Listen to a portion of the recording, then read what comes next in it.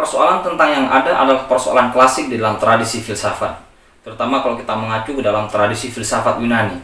Apakah yang ada itu ada seada-adanya, atau apakah yang ada berkaitan dengan yang tiada? Kalau yang tiada itu ada, bagaimana kita membicarakan ketiadaan?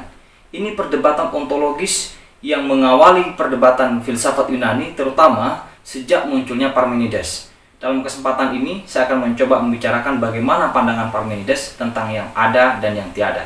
Ikuti terus.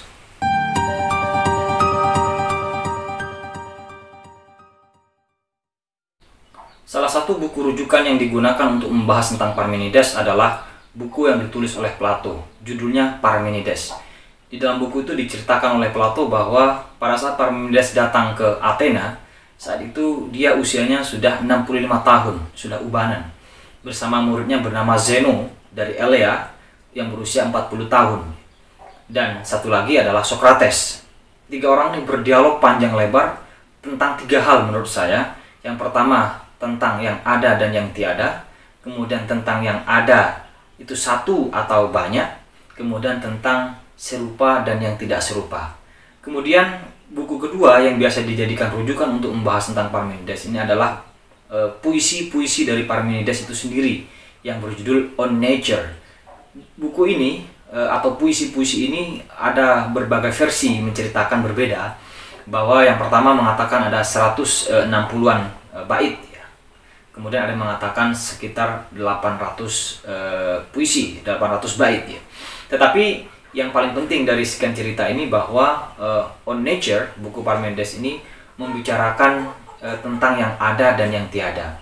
Jadi buku ini dibagi menjadi tiga. Bagian pertama membicarakan tentang pengantar secara keseluruhan tentang pemikiran Parmenides. Kemudian yang kedua membicarakan tentang apa yang disebut aletheia, jalan kebenaran, the way of truth. Kemudian yang kedua atau yang ketiga, bagian yang ketiga membicarakan tentang the way of opinion, yang disebut sebagai doxa. Jadi ada dua cara pandang yang digunakan oleh Parmenides dalam merumuskan filsafatnya, jalan kebenaran dan jalan opini. Jalan kebenaran ini biasanya dikaitkan dengan persoalan rasionalitas, sementara jalan pendapat ini biasanya dikaitkan dengan persepsi atau yang indrawi. Nah, dua pandangan ini yang biasa digunakan oleh Parmenides untuk kemudian merumuskan pandangannya di dalam filsafat. Menurut Will Durant, posisi Parmenides ini seperti posisi Immanuel Kant di dalam tradisi filsafat barat.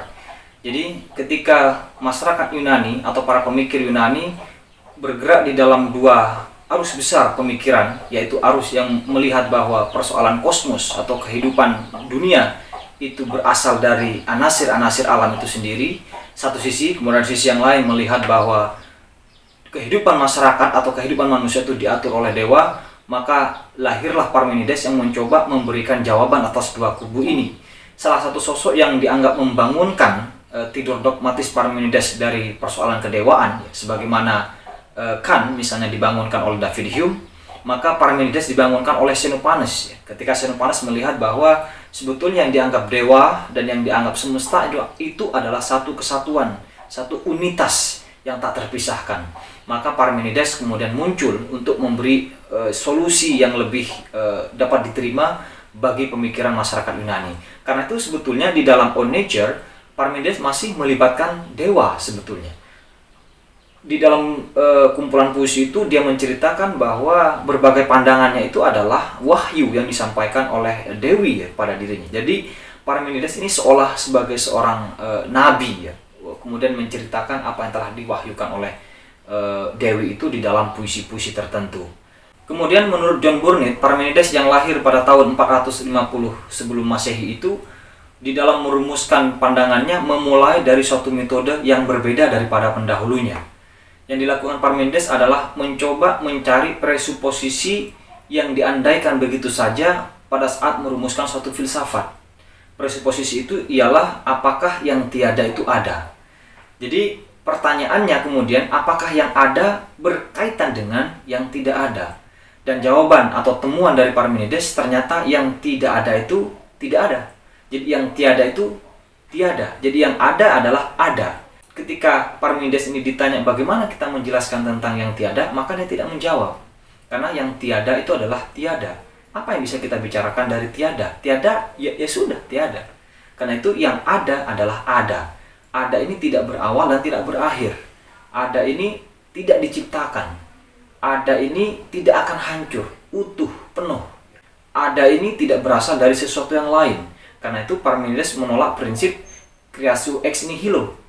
Menolak prinsip bahwa penciptaan dari ketiadaan. Nah, pandangan ini otomatis menempatkan Parmenides kepada penolakan void, penolakan tentang ruang kosong. Karena tidak ada ruang kosong, maka tidak ada gerak. Karena tidak ada gerak, maka tidak ada perubahan. Dalam konteks ini biasanya Parmenides dibenturkan dengan pandangannya Heraklitos yang melihat bahwa segala sesuatu adalah berubah dan semesta ini adalah perubahan. Sementara Parmenides penuh, tidak ada ruang kosong, penuh. Maka Heraklitos berarti mengamini tentang ruang kosong. Ini satu hal yang biasa dihadap-hadapkan ketika melihat pemikiran Parmenides dan Heraklitos. Dalam hal ini kalau kita coba lihat misalnya di dalam bukunya Bung Hatta tentang kedua pemikir ini. Penerimaan Parmenides hanya pada yang ada ini setidaknya memunculkan dua tafsir yang berbeda. Yang pertama mengatakan bahwa Parmenides ini adalah seorang idealis. Karena dia melihat yang ada itu berkaitan dengan pikiran. Penolakan dia akan ketiadaan karena tak terpikirkan.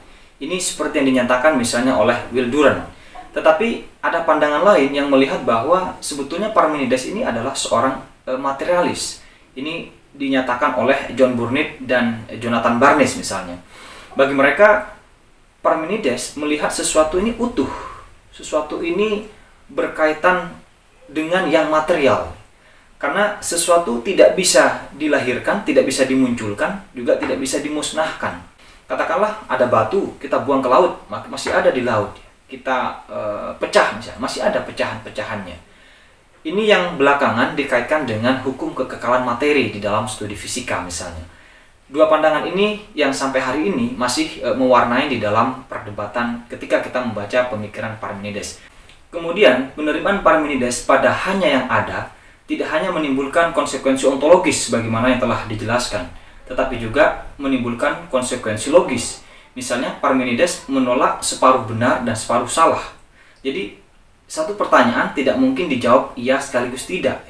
Kemudian tidak ada proposisi yang pernah benar, mungkin benar, dan akan benar. Ya kalau benar, benar selamanya, dan kalau salah, salah selamanya. Kemudian berikutnya Parmenides juga menolak prinsip kontradiksi. Tidak mungkin satu hal ada sekaligus tidak ada. Tidak mungkin buku sekaligus non-buku. Pada sisi ini juga berbeda dengan Heraklitos yang masih menerima tentang kontradiksi. Kemudian konsekuensi logis berikutnya adalah menolak jalan ketiga, bahwa antara ada dan tiada, misalnya. Antara benar dan salah, antara iya dan tidak, itu tidak ada jalan ketiga. Kita hanya milih salah satu dari sekian ini. Kemudian yang terakhir adalah sesuatu itu selalu setara dengan dirinya sendiri. Karena memang tidak ada sesuatu yang lain yang bisa masuk atau memunculkan sesuatu yang lain. Itulah pandangan Parmenides tentang yang ontologis dan yang logis. Kita mungkin saja masih punya satu pertanyaan penting. Misalnya berkaitan dengan benda-benda yang ada di sekitar kita. Benda-benda yang meluruh, yang dari bagus menjadi jelek dan terus rusak misalnya. Bagaimana Parmenides menjelaskan persoalan hal-hal yang dekat dengan kita itu yang dia katakan bahwa segala sesuatu tidak berubah. Bagi Parmenides, apa yang kita anggap sebagai perubahan itu sebetulnya hanyalah sesuatu yang semu, sesuatu yang sifatnya indrawi, sesuatu yang sifatnya doksa.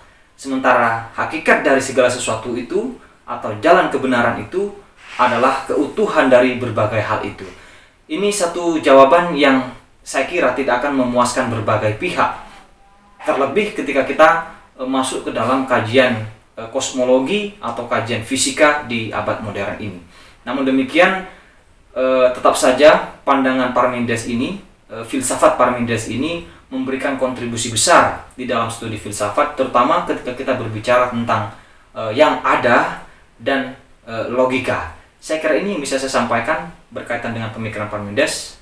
Untuk selebihnya kita diskusikan lebih jauh.